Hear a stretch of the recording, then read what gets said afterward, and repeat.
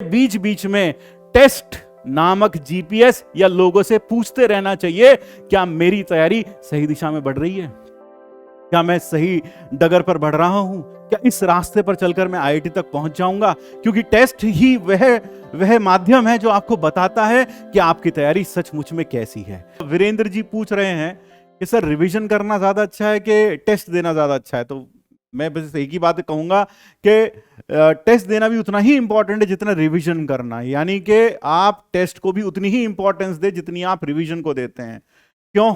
एक छोटी सी कहानी सुनाता हूं। एक बच्चा था, मान लो उसका नाम वीरेंद्र ही था, उसको कोटा से दिल्ली जाना था। अब उसने एक रास्ता पकड़ा, बढ़ता चला गया, गाड़ी उठाई, बढ़ता चला गया।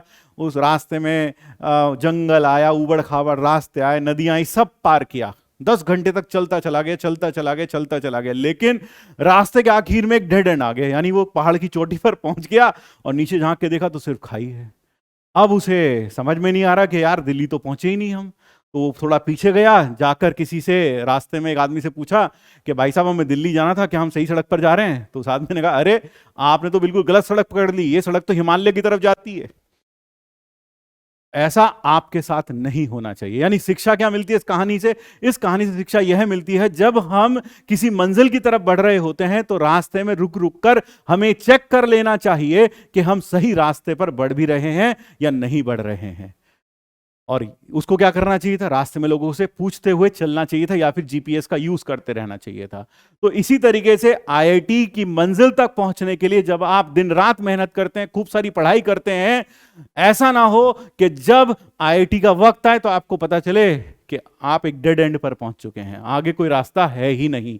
इसलिए बीच बीच में टेस्ट नामक जीपीएस या लोगों से पूछते रहना चाहिए, क्या मेरी तैयारी सही दिशा में बढ़ रही है, क्या मैं सही डगर पर बढ़ रहा हूं, क्या इस रास्ते पर चलकर मैं आईआईटी तक पहुंच जाऊंगा।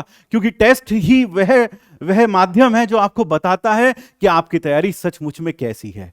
हम दिन रात पढ़कर ये मन ही मन में खुश हो सकते हैं कि हमने बहुत मस्त तैयारी कर ली, बहुत तोड़ू तैयारी कर ली, लेकिन पता चले वो सारी तैयारी गलत थी या बर्बाद थी, क्योंकि हम गलत रास्ते पर थे। तो इसलिए सभी बच्चों को लगातार हर टेस्ट देना चाहिए, कोई भी टेस्ट मिस नहीं करना चाहिए, और खासकर पढ़ने वाले बच्चों को। और मैं जानता हूं तुम पढ़ने वाले बच्चे हो, इसलिए कोई भी टेस्ट मिस नहीं करोगे।